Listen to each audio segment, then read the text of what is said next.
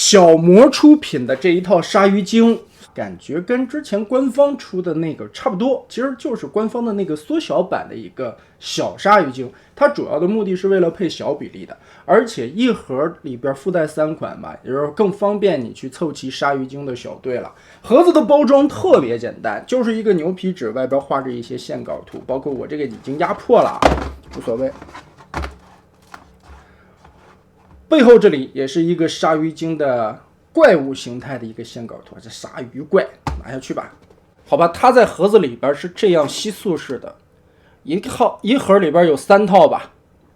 我已经拿出来了一个变了一下，设计的挺有趣的，可能就是原版官方的这个模具设计好吧，比之前出的那一款鲨鱼精的那种变形设计，其实官方现在的最近几年已经出过2套鲨鱼精了。这个我觉得会更好一点，而且更优化了一些嘛。无论是人形还有这个怪物的形态，其实都做的挺不错的。但是就目前啊，我3个里边拿出来1个变形了一下，我觉得屁股后边这个地方合起来有一点点困难。你看，包括从镜头里边看也能看到一个比较大的缝隙啊，这里没有太合住。所以呢，一会儿咱们变形的时候也是准备再拿一个出来试一下，看看是哪里出了问题吧。先看一下这个怪物的形态，其实样子做的还是挺还原的，包括一些涂装，眼睛用了那种很亮的金属漆，而且身上的分色处理什么的也不错。唯一就是让人觉得挺不爽的，脑袋并没有好好的隐藏，它就是放在舌头里边了，当了一个鲨鱼舌头，就露着一张脸。不过嘛，毕竟是一个在官方原版的时候，它就是一个低龄化的玩具啊，所以呢，这回变成了小级别，更缩小的话，我考虑这地儿也没法藏了。一会儿变形的时候，我看了一下，它也没什么空间了，所以呢，假装看不着就得了呗。这种东西，我觉得它说白了就是一个搭配的产物嘛，而且是配一个场景了什么的，多多的摆在一起，你可以和钢索啦、肉破啦这些角色一起去互动，其实效果还是不错的。怪物形态我们看的差不多，我们拿一个人形上来。这个鲨鱼精的感觉其实就比之前的那些版本要漂亮更多了，而且整体来说嘛，背包也是非常干净的，这个完全合理的，完全不在乎的这么一个背包厚度。而且这一回整体的面部表情刻画了，还有的人形的一个身材的感觉，其实我看见这个家伙莫名会想起来《真三国无双》里边的许褚，特别的像。而且包括武器，他也会把尾巴变成一个链锤吧，许褚应该拿的是一个棒槌啊，哎，无所谓了，大差不差吧。料子其实摸起来还是挺好的，这个料子算是比较有韧性的那种，而且看似怪物形态前边的2个前肢啊，看起来挺细的，韧性倒是没什么太大的问题，正常把玩应该问题不大吧。身上的可动也挺好的，毕竟是官方原来的模具嘛，所以它的可动基本上该有的也都有了。变形第一步，我们还是先把武器撅下来，揪掉，然后2个小拳头先折90度收起来，就是人形的时候这里会暴露一个窟窿啊，让人觉得有一点不舒服。腾开空间，鲨鱼的大嘴巴，其实脑袋可以扭一下吧，脸冲上。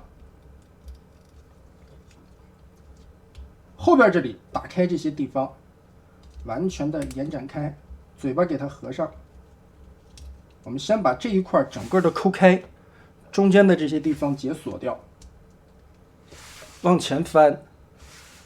然后这一块下方插的还是挺紧的。我们往起立一个90度，尽量的摊平。这2个前肢就是它的腿部了。脚底板这里，脚后跟收起来，然后进行2段的折叠，把它团起来，团成这个角度。2段折叠，中间并没有卡扣啊，只是大概齐的找一下位置。接着我们要利用到这2个洞洞。往里窝的同时，踩住这2个桩子，套进去。新玩具第一次变还是挺紧的。然后这里要注意啊，这儿有俩窟窿，这两个窟窿一定要摆正了，不然你最后插后背这两个凸桩的时候不太好对准。接着有一个比较有意思的变形步骤了，它这一回是一个180度的大翻转，从肚子这里旋转180度过来，包括这个板件上面的纹路刻画细节倒是挺漂亮的。然后等于直接把这个大脑袋盖在身体上，两个前肢给它伸出来，这个地方就不太好插了。首先我们要用这两个凸起来的地方插进去，进行一个锁定，而且这个口子特别的紧。之前你如果没有对准的话，是很难插的。接着后边这里还有一个小凸点，这里进行一个第二围锁。哎，这个还好啊，这个密合的还可以。背部这一块比刚才的这一款强多了，看来这个是个例了。有可能是那个孔扩的没有那么开，或者说有一点飞边了什么的情况，就顶住它了。主要还是在腿上边竖着插的这两个卡扣一定要对准，插到最底下。接着我们把小尾巴扣上，嘴给它打开。这个大獠牙其实刻画的效果还可以啊，包括它的上边半个和下边半个都是可以动的，